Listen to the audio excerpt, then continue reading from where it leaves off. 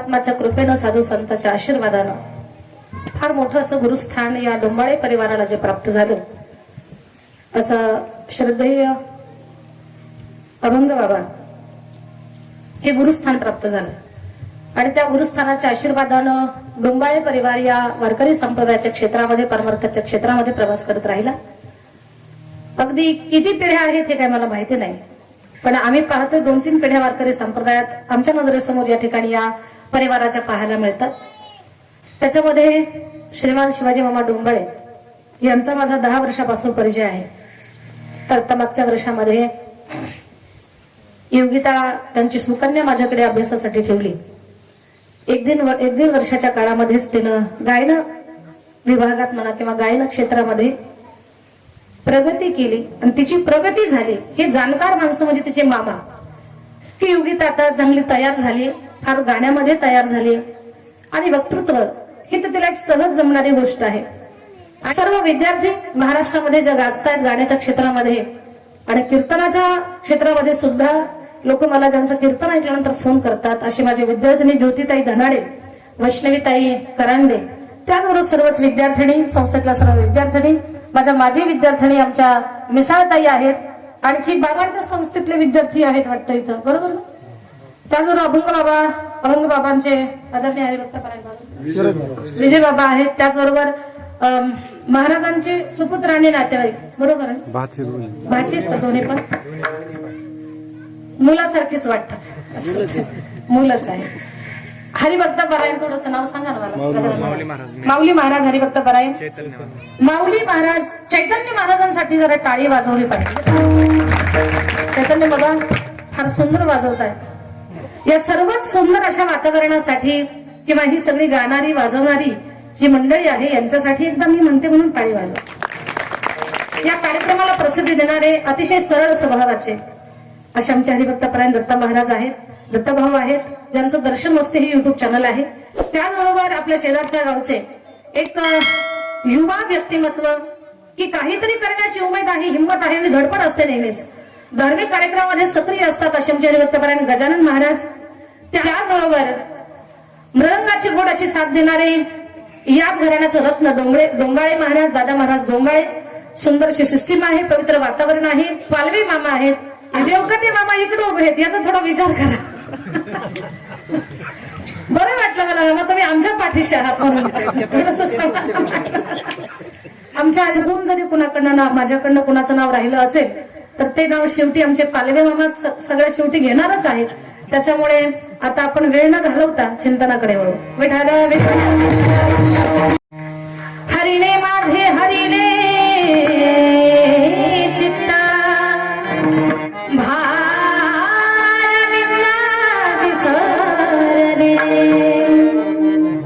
अतिशय गोड अर्थाचा हा अभंग आहे. अभंगाचा अर्थ अगोदर तुमच्या समोर मांडते. या अभंगामध्ये, या गवळणीमध्ये जगद्गुरु तुकोबारायांशी गवळण संवाद करते. ती गवळण म्हणते, महाराज हरिने माझे हरिणे चित्त. श्री हरिने जो हरण करणारा आहे, चित्ताचं हरण करणारा भगवान परमात्मा, त्यानं काय केलंय? हरिणे माझे हरिणे चित्त भार वित्त विसरले. आता वित्ताधिकांचा भार माझ्या माथ्यावर राहिला नाही, याचा अर्थ प्रपंच माझ्या डोक्यात राहिला नाही. प्रपंचापासून मी थोडीशी दूर गेलेली आहे. मग प्रपंचापासून जी मला विरक्ती निर्माण झाली, विरक्त माणूस प्रपंचात असं काही कर्तृत्व करू शकत नाही. मग ती म्हणते, या अवस्थेत मी घरी कशी जाऊ? आता कैसी जाऊ घरा नो हे बरा. आता मी घरी कशी जाऊ? नो हे बरा लौकिक. लोक मला नाव ठेवतील, कारण व्यवहार करत असताना जर व्यवस्थित झाला नाही तो लोक नाव ठेवत असतात. एखादं काम हाताला धरलं ते जर फेल गेलं, लोकांचं काही जात नाही त्याच्यामध्ये, जाता आपलंच, पण बोट दाखवल्याशिवाय राहत नाही. म्हणून नो हे बरा हा लौकिक. पारखियासी सांगता महाराज माझी भावदशा काय आहे हे तुम्हाला माहिती आहे. आणि माझ्या अवस्थेबद्दल जर बाहेरच्या लोकांना कळालं तर थोडेस भय माझ्या मनात निर्माण झाले. पारखिया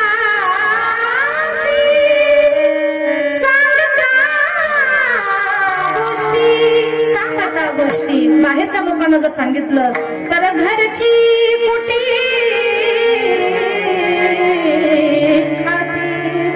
घरची लोक मला त्रास देतील.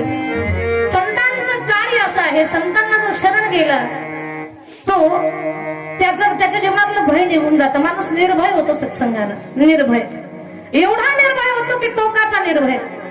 आणि तेच निर्भय बनवण्याचं काम तुकोबाराय करता. तुकाराम महाराज, दे सोडून, तुला भीती वाटते कशाची? या लौकिकाची. लोक नाव ठेवतील याची भीती वाटते ना, निश्चिंत राहा. तुका म्हणे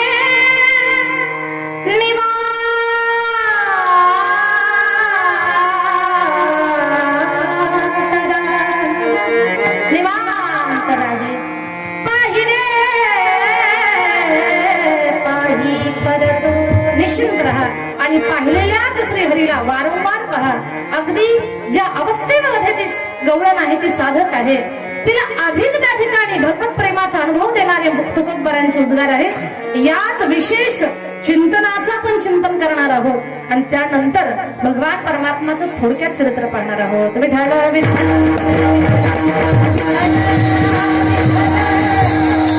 कुठली परमार्थिक असो अथवा प्रापंचिक क्रिया असो, ती क्रिया ते कर्म करत असताना त्याच्यामध्ये चित्ताची गरज आहे. भाकरी बनवतो महिला मंडळ, आपण भाकरी करत असताना जर त्याच्यामध्ये चित्त नसेल आपलं, तर भाकरी सारखे नाही होतात, त्या भाकरा होतात. हे कशामुळे होत? त्याच्यामध्ये चित्त नसेल तर ते घडतं. एक उदाहरण सांगितलं तुम्हाला. एक गृहस्थ पहाटे 5 वाजल्यापासून 9 वाजेपर्यंत पूजा करायची. पहाटे 5 पासून 2 तास देवाला आंघोळ आणि 2 तास हातामध्ये जपाची माळ. मोठं घर होतं, स्वतंत्र देवघर होतं. स्वतंत्र देवघरामध्ये सुंदर देवतांच्या मूर्त्या होत्या. एवढे देव होते की 2 तास त्यांना आंघोळ घालण्यामध्ये जायचे. 2 तास देवाला आंघोळ घालायचे आणि 2 तास हातात जपाची माळ जपायचे. रामकृष्ण हरी रामकृष्ण हरी रामकृष्ण हरी रामकृष्ण जपमाळ जपत होते. रोज त्यांचं ते चाललेलं असायचं. एक दिवस बायकोला त्याच वेळेमध्ये काहीतरी महत्वाचं काम निघालं आणि तेही तिच्या पतिराजाकडे. त्याच्या लक्षात आलं आपले पतिदेव हातात जपाची माळ घेऊन आता जप करण्यासाठी बसले आणि आता बोलवावं कसं? आपल्याकडे पद्धत आहे, एखादा माणूस जर एखाद्या कामामध्ये गर्क असेल आणि असं सरळ शब्दाने आपल्याला बोलवता येत नसेल तर आपली लोक खुनवतात. त्यांना खुनवण्यासाठी समोरच्या माणसानं चुकून तरी आपल्याकडे कधीतरी पाहिलं पाहिजे आणि ती खून कळते. जर खुनवूनही लक्षात आलं नाही तर आपल्याकडे खाकरणं हा एक प्रकार आहे. खाकरतो आपण. समजा त्या माणसाचं लक्ष आपल्याकडे यावं, त्याला खाकरणं म्हणतात. काहींचं खाकरणं जरा जास्त चवजड असतं. रस्त्या बकासूर निघाला एखाद्या याच्यातून बाहेर, असं काही लोकांचं खाकरण असतं. तर या बाईनं खाकरायला चालू केलं, ठोकरायला चालू केलं, तरी पण पतिराजाचं लक्षही ना. मग तिनं दारात उभी राहून पायातल्या पैंजणांचा आवाज केला, हातातल्या कंकणाचा आवाज केला. खाकरणं, खोकरणं, पैंजणाचा आवाज, कंकणाचा आवाज याच्यातून लक्षात आलं की आपल्या बायकोला आपल्याकडे काहीतरी काम आहे हे जप करणाऱ्याच्या लक्षात आलं. मग त्यांना असं म्हणून पाहिलं पुन्हा रामकृष्ण हरी रामकृष्ण हरी. तिच्या लक्षात आलं, त्यानं आपल्याला पाहिलं. ते म्हणते मी काय म्हणते, हा जोरात म्हणतो रामकृष्ण हरी रामकृष्ण हरी. म्हणजे त्याच्यातून त्याला सांगायचं बोल, हा संकेत होता. ती म्हणते थोडस लक्ष द्या, जप बंद करा. तो म्हटला राम राम रामकृष्ण हरी रामकृष्ण हरी रामकृष्ण हरी. तो म्हटला राम राम म्हणजे याचा अर्थ नाही नाही मी काही जप बंद करत नाही, तू तुझं बोल रामकृष्ण हरी रामकृष्ण हरी. ती म्हणते खरंच सांगते, फारच महत्वाचं काम आहे, फक्त 1 मिनिट बोला. हा म्हणतो बोल मी ऐकतो रामकृष्ण हरी रामकृष्ण हरी. आता रामराम म्हणता म्हणता काय म्हटलं, बोल मी ऐकून घेतो. ती म्हणते थोडस लक्ष द्या. हा म्हणतो बोल बरं तुझं काय काम आहे रामकृष्ण हरी रामकृष्ण हरी. ती म्हणते हो आपल्या बकऱ्याला गिऱ्हाईक आलं होतं. तिचं महत्वाचं काय काम होतं, आपल्या बकऱ्याला गिऱ्हाईक आलं. याच्या तोंडातून तर स्पीडनच राम राम बाहेर पडला. राम राम राम राम राम राम राम राम राम रामकृष्ण हरी रामकृष्ण हरी. अगं बकरे विकायचे काम पूजा पाठाच्या टायमिंगला विचारते का मला तू? जा तुझा तू विक रामकृष्ण हरी रामकृष्ण हरी. ती म्हणते परत रागवू नका, जर व्यवहार चुकला तर. याच्या डोक्यात पुन्हा आलं व्यवहार चुकला तर. हा म्हणतो चुकू दे रामकृष्ण हरी रामकृष्ण हरी.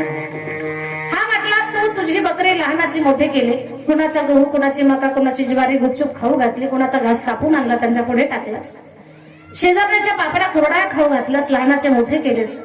आणि तुझ्या बकऱ्याचा सौदा मी का बरं करू? तूच विकत तुलाच पैसे ठेव. ही म्हटली संक्रांत समोरच आलेली. आपल्याला दिवाळी नाही महत्वाची पण संक्रांत महत्वाची. तिला आनंद झाला, उड्या मारतच बकऱ्याचा सौदा करण्यासाठी गेली. पण याचं मन लागे ना, मनात विचार करतो देवा कमी पैशाला विकती का काय? रामकृष्ण हरी रामकृष्ण हरी रामकृष्ण हरी. इथं सौदा चुकू नये म्हणून यानं काय केलं, एका पाटावरती काही पूजेचं सामान मांडलेलं होतं, ते साहित्य खाली ठेवलं, पाट खिडकीजवळ घेऊन गेला. त्या देवघराला खिडकी होती, खिडकीतून बाहेरचं दिसत होतं. त्या पाटावर उभा राहिला आणि जोरात म्हणायचा, रामकृष्ण हरी रामकृष्ण हरी रामकृष्ण हरी, जपून व्यवहार कर, रामकृष्ण हरी रामकृष्ण हरी. ही म्हणते तुम्ही मुकाट्यानं भजन करा, माझं मी विकते ना, मध्ये कशाला डोकं घालता, रामकृष्ण हरी रामकृष्ण हरी रामकृष्ण हरी. याला काही तिथे संधीच मिळेना बोलण्यासाठी. पाटावर बसला पण मनात म्हणतोय, कमी पैशाला विकते का काय, रामकृष्ण हरी रामकृष्ण हरी. हिला कोणी फसवतं का काय, रामकृष्ण हरी रामकृष्ण हरी. हिला हिचे बकरे कोणी लुबाडून घेऊन जातं की काय, रामकृष्ण हरी रामकृष्ण. आता पहा जप तर चाललंय, पण चिंतन कशाचं चाललंय, बकऱ्याचं चिंतन चाललंय. रामकृष्ण हरी म्हणतो, विचार करतो की काय घडल म्हणून, रामकृष्ण हरी रामकृष्ण हरी. चित्त नाही तेवढ्यामध्ये 4 पायाचा बोका मिशी टाईट करून निघाला, शेपटी उंच करून. बोका माहिती ना, जो दुधात तोंड घालतो, फिर म्हटलं तरी जात नाही लवकर, असा बोका. 4 पायाचा बोका दुधामध्ये तोंड घालण्यासाठी निघाला. यानं पाहिलं, बोक्याची याची नजरानजर झाली. बोक्याची याची नजरानजर झाल्यानंतर बोक्याला पाहून यानं सुद्धा भोगाया उंच केल्या. याला वाटतं बोक्यानं इथून जावं, आता चुलीवरचं दूध पिल. हा म्हणतो फिश फिश, रामकृष्ण हरी रामकृष्ण हरी. बोका म्हटला फिश फिश कर ना तर ठिश ठिश कर, काहीही कर, आज दुधाचा मालक मीच आहे. तुझी बायको तिकडे बकऱ्याचा सौदा करते, तू जपाची माळ हातात घेऊन बसलाय आणि मला माहितीये दुधाला पिण्यासाठी मला कोणी अडवणार नाही. आज मी एकटाच दुधाचा मालक आहे. अगदी स्वतःच्या तंद्रीमध्ये बोका निघाला. शेपटी असा हलवत होता, शेपटीनं स्वतःला हवा घेत होता बोका. कानं त्यानं टाईट केली होती, मिशा त्याच्या टाईट झाल्या होत्या आणि असं मिशीवरती बोट फिरवत बोका निघाला. आला दुधाच्या जवळ. हा म्हणतो घरात कोणी नाही का, बोका म्हटला चल हात, रामकृष्ण हरी रामकृष्ण हरी. बोक्यानं दुधात तोंड घालणार, याला कळना उठून जावं तर तिथपर्यंत बोका तोंड घालणारच आहे. घरात कोणी नाही, आवाज कुणाला द्यावा. हातातली माळ घेतली आणि बरं का महाराज, माऊली महाराज हातातली माळ त्यानं अशी धरली, बोका दुधात तोंड घालणार, यानं माळ थेट बोक्याच्या गळ्यात पडली. असा धूम पडाला बोका, याच्या बायकोच्या पायापासूनच गेला म्याव म्याव करत. आणि याची बायको म्हटली, बाई जपाची माळ तर मालकाच्या हातात होती, बोक्याच्या गळ्यात कधी गेली. जर आपली जपाची माळ बोक्याच्या गळ्यात जात असेल तर सांगा मला, त्याच्यामध्ये आपलं चित्त आहे का, नाही. मग चित्त कुठे पाहिजे आपलं, तर भगवान परमात्माच्या चरणाजवळ असलं पाहिजे. भगवान परमात्माशी एकरूप झालेलं पाहिजे, जेणेकरून आपलं परमार्थामध्ये कल्याण होईल. आता कोठे धावे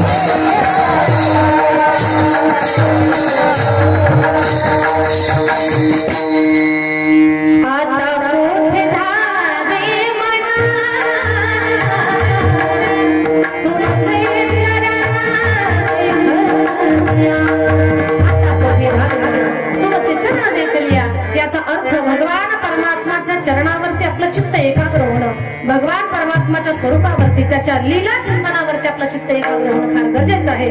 जेणेकरून प्रपंच करा अथवा परमार्थ करा, दोन्ही क्षेत्रामध्ये या देहाचं, दोन्ही क्षेत्रात राहून या देहाचं आपल्याला सार्थकत्व या जीवनाचं करता येईल आपल्याला. याच्यासाठी चित्त भगवान परमात्माकडे लागणं फार गरजेचं आहे. किती लागलं पाहिजे देवाकडे चित्त, जसं की गोकुळामध्ये त्या वृंदावनामध्ये गोपिकांचं चित्त भगवान परमात्माकडे आकर्षित होत होतं. ते भगवंताची फार लाडकी भक्त आहे, एवढी लाडकी, तिची भक्तीच अशी आहे की तिच्या नावा अगोदर देवाच्या नावा अगोदर तिचं नाव घेतलं जातं. तिचं नाव आहे राधा. ती राधा एक वेळेला दह्याचं घुसळण करत होती.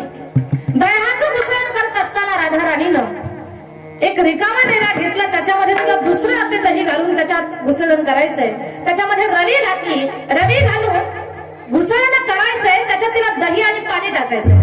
पण दही पाणी टाकण्याच्या अगोदर तिला भगवान श्रीकृष्ण परमात्माचं ब्रह्मांड नायकाचं दर्शन झालं. अगदी योग्यांनाही वेळ लावणारं ज्याचं रूप आहे असा भगवान परमात्मा जेव्हा राधेनं पाहिला तेव्हा ती विसरूनच गेली की मला त्याच्यामध्ये दही आणि पाणी घालायचं.